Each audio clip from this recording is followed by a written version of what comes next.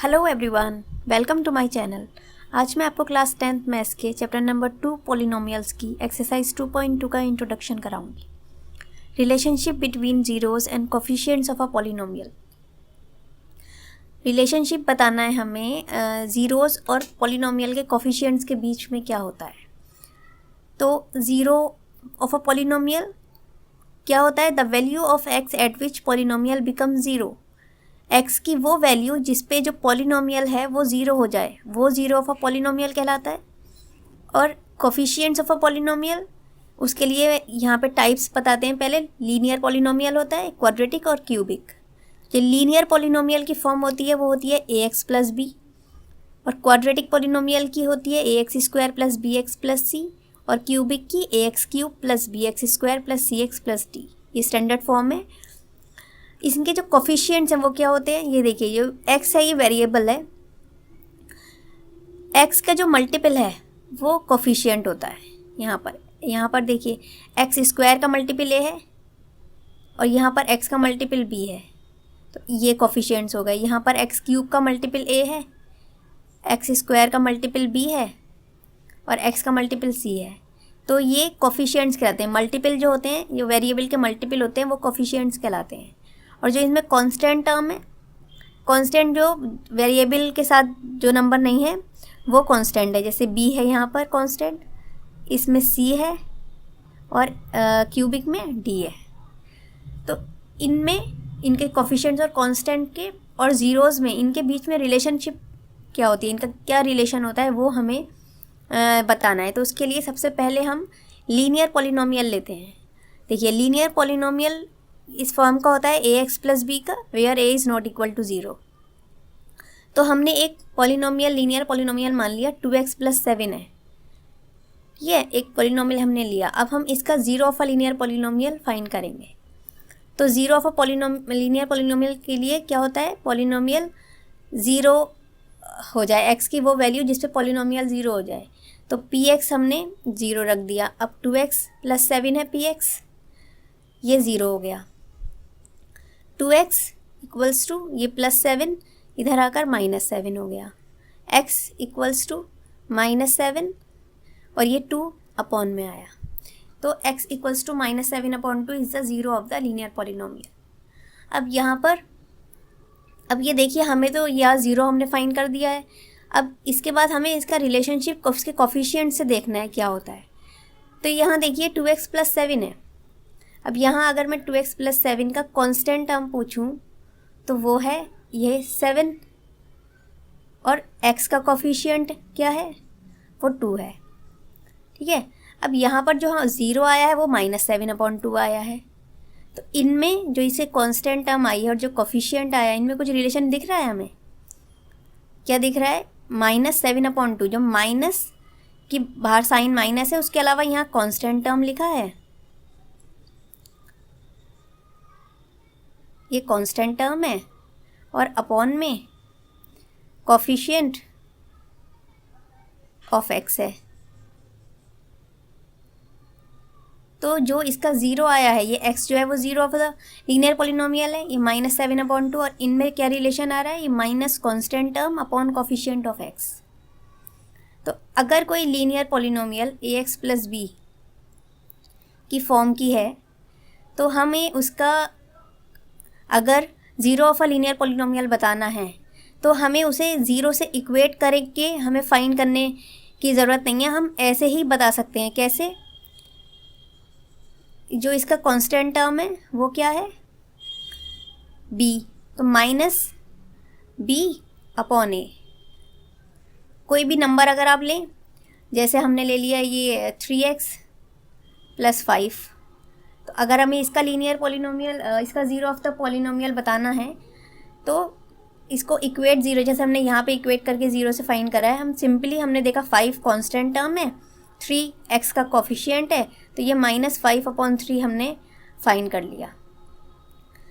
ठीक है। तो ये एक शॉर्टकट मेथड है in place of equating it to zero, और उसकी वैल्यू निकालें, हम ऐसे भी इसे कर सकते हैं। ये आपको पता होना चाहिए इनके बीच का रिलेशनशिप क्या होता है।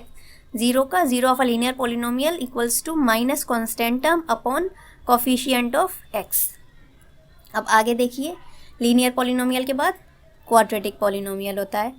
Quadratic polynomial ax² + bx + c की फॉर्म का होता है, जहाँ पर a is not equal to 0 और a b c सब रियल नंबर्स होते हैं। अब इनमें ये हमने एक क्वाड्रेटिक पॉलिनोमियल ले लिया 3x² + 5x - 2, इस फॉर्म का है। अब पहले हमें इसका कोफिशिएंट से इसका रिलेशनशिप बताने के लिए ज़ीरोज़ और कोफिशिएंट्स का, पहले हम इसका ज़ीरो फाइंड करेंगे। 3x² + 5x - 2, इसका ज़ीरो जैसे सिंपली हम अभी लीनियर में हमने इक्वेट कर दिया ज़ीरो से और हमने फाइंड कर लिया। इसमें हमें अगर ज़ीरो निकालना होता है तो हम इसका जो मिडिल टर्म है उसको स्प्लिट करके फाइंड करते हैं, क्योंकि ऐसे हम इक्वेट ज़ीरो करेंगे तो ये x की वैल्यू नहीं आ सकती। उसके लिए हमें पहले इसे फैक्टराइज करना पड़ेगा, और हम फैक्टराइज कैसे करेंगे, हमने 5 की प्लेस पे ब्रैकेट बना दिया और आगे हमने जैसा है वैसे लिख दिया। ठीक है, फर्स्ट स्टेप हमने ये किया। उसके बाद ये जो साइन लास्ट में है 2 से पहले, कांस्टेंट नंबर से पहले, वो हमने बीच में लगा दिया। अब यहाँ पे 2 नंबर्स आने हैं, जो माइनस है, ये 2 नंबर्स को माइनस करना है। वो 2 नंबर्स कौन से होंगे, वो 2 नंबर्स अगर हम माइनस करें तो 5 आए। उन 2 नंबर्स को अगर हम माइनस करें तो 5 आए, और उन 2 नंबर्स की अगर हम मल्टीप्लाई करें तो यहाँ पर देखिए, जो x² का कोफिशिएंट है वो है 3 और जो कांस्टेंट टर्म है वो है 2, तो इसको मल्टीप्लाई करेंगे तो 6 आएगा। तो अगर मल्टीप्लाई करें इन 2 डिजिट्स को तो 6 आए। तब यहाँ पर ऐसे 2 नंबर्स लाने हैं कि मल्टीप्लाई करें तो 6 आए और उन 2 डिजिट्स को अगर हम माइनस करें तो 5 आए। तो देखिए 6 है, 6 1 इज 6 होता है, तो 6 - 1, तो 3x² + 6x - 1x की हुई तो ये x हो गया और ये -2, तो ये 3x और यहाँ पर ये x + 2 हो गया और -1x + 2, तो ये 3x, ये x + 2 बाहर निकाला हमने साइड, और इधर 3x - 1। अब ये इसके 2 फैक्टर्स आ गए, ये प्रोडक्ट की फॉर्म में हो गया, ये एक। अब ये अलग अलग, ये एक लीनियर की फॉर्म दिख रही है। अब हम अलग अलग इसको 0 से इक्वेट कर सकते हैं। तो अगर हम यहाँ पर इसे x + 2 को 0 से इक्वेट करेंगे तो x = -2 आएगा, और अगर हम 3x - 1 को 0 से इक्वेट करेंगे तो 3x = 1 आएगा, तो ये x = 1/3 आएगा। तो इसके 2 ज़ीरोज़ हो गए। 2 ज़ीरोज़ कौन से हुए, -2 और 1/3। क्या हुए ज़ीरोज़, यहाँ लिख देते हैं हम ज़ीरोज़, -2 और 1/3।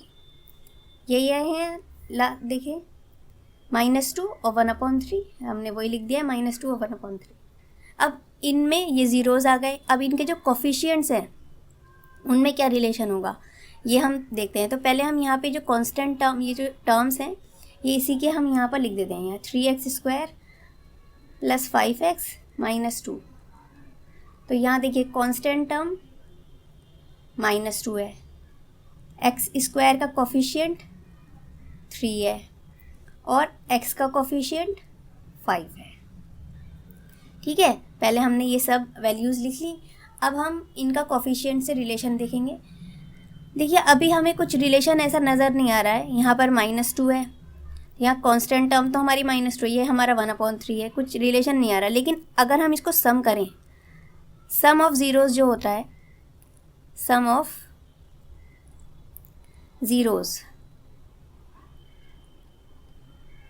ज़ीरोज़ माइनस कोफिशिएंट, अगर हम इसका सम करें तो देखिए क्या आएगा, -2 + 1/3 करेंगे। इसको हम इन जो ज़ीरोज़ आए हैं इनको ऐड करके देखेंगे। तो देखिए इनको जब हमने ऐड किया तो ये 3 2s are 6 + 1/3, तो ये -5/3 इसकी वैल्यू आई। ठीक है, तो -5/3। अब हम यहाँ देखें तो ये -5/3, ये 5 भी इसमें है, कोफिशिएंट ऑफ x है, और ये 3 कोफिशिएंट ऑफ एक्स स्क्वायर है, तो यहाँ माइनस और ये यहाँ पे हमने लिख दिया कोफिशिएंट ऑफ एक्स और ये अपॉन में कोफिशिएंट ऑफ एक्स स्क्वायर। ठीक है, तो इनके जो सम ऑफ ज़ीरोज़ है वो ये आए हैं minus coefficient of x upon coefficient of x square. तो इनके बीच का जो रिलेशन हमें, ये एक रिलेशन हमें दिख गया कि जो ज़ीरोज़ को ऐड करेंगे, जब हम ज़ीरोज़ को ऐड करेंगे वो किसके इक्वल होगा, coefficient of x upon coefficient of x square के इक्वल होगा। अब यहाँ पर हम प्रोडक्ट करके देखेंगे, प्रोडक्ट ऑफ ज़ीरोज़,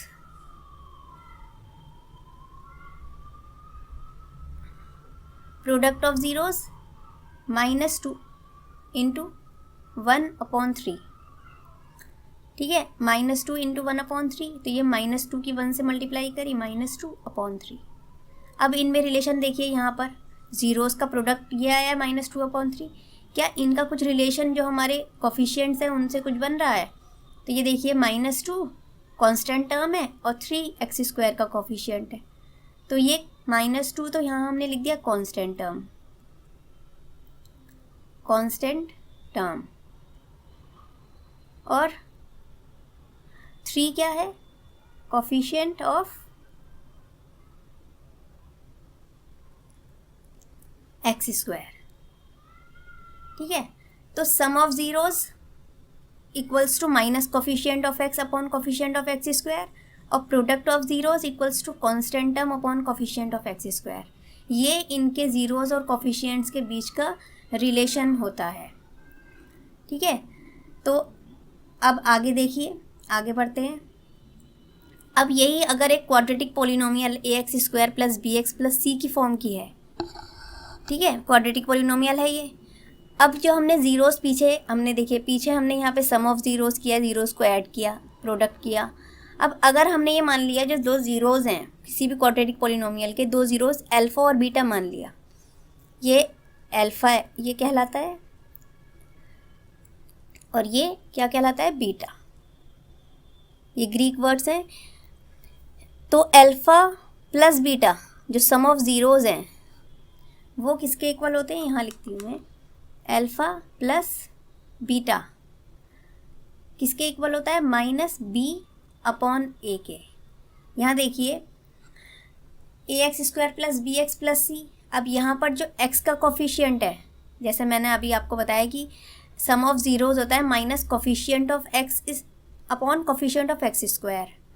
तो x का कोफिशिएंट यहाँ पर -b हो गया और a x² का कोफिशिएंट हो गया, तो अल्फ़ा प्लस बीटा तो -b/a होता है। और प्रोडक्ट ऑफ ज़ीरोज़, जैसे मैंने अभी आपको बताया प्रोडक्ट ऑफ ज़ीरोज़, तो उन दोनों ज़ीरोज़ को हमने जो अल्फ़ा और बीटा माने हैं उनको हमने मल्टीप्लाई किया, तो वो किसके इक्वल होगा, वो होता है constant term upon coefficient of x²। तो कांस्टेंट टर्म है c और कोफिशिएंट ऑफ x² है a। तो ये इनका क्या होता है, रिलेशन होता है इनका,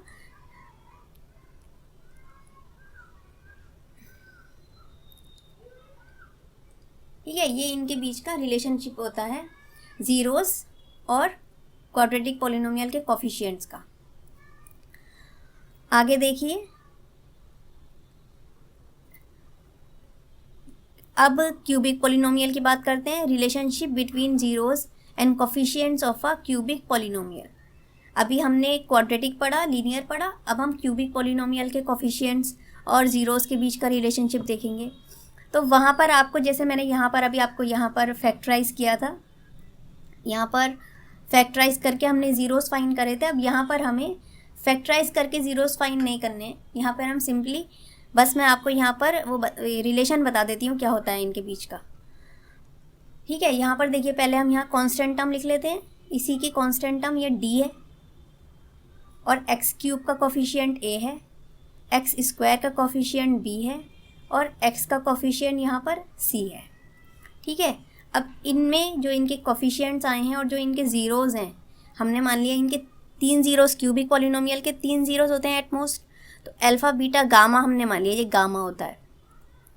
तो इनके बीच का रिलेशनशिप यहाँ हम लिखते हैं, देखिए alpha plus beta plus gamma equals to minus b upon a, ये होता है।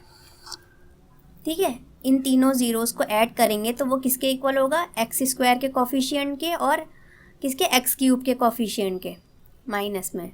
और इसके अलावा क्या रिलेशन होता है, ये अलग अलग ये जो ज़ीरोज़ हैं इनको अल्फ़ा के साथ अल्फ़ा बीटा ले लिया, इसके बाद हमने बीटा गामा ले लिया, इसके बाद हमने गामा अल्फ़ा ले लिया, इनको ऐड किया तो ये हो गया सी अपॉन ए, ये होता है सी अपॉन ए। और अल्फ़ा बीटा गामा इन तीनों का जो प्रोडक्ट होता है वो होता है माइनस डी अपॉन ए। तो ये इनके बीच का रिलेशन होता है।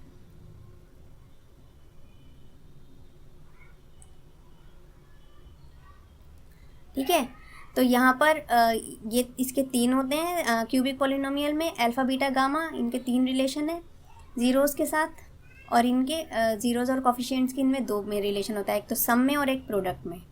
ठीक है, अब आगे देखिए, अगर अल्फ़ा और बीटा दो ज़ीरोज़ हैं किसी क्वाड्रेटिक पॉलिनोमियल के, अल्फ़ा और बीटा दो ज़ीरोज़ हैं किसी क्वाड्रेटिक पॉलिनोमियल के, तो इनके जो अगर क्वाड्रेटिक फॉर्म जो बनेगी, पॉलिनोमियल की जो फॉर्म बनेगी वो किस तरह से बनेगी, देखिए x square minus sum of zeros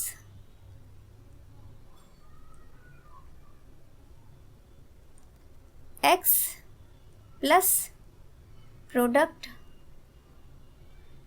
of zeros.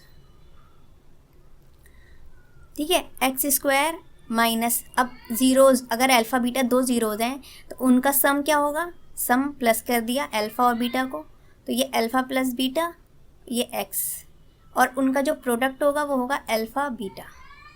तो इनमें अगर अल्फ़ा बीटा दो ज़ीरोज़ दे रखे हैं, सम ऑफ ज़ीरोज़ इस तरह से लिखे जाएंगे और प्रोडक्ट ऑफ ज़ीरोज़ ऐसे लिखे जाएंगे, और जो इसकी क्वाड्रेटिक फॉर्म बनेगी, क्वाड्रेटिक पॉलिनोमियल की जो फॉर्म बनेगी वो ये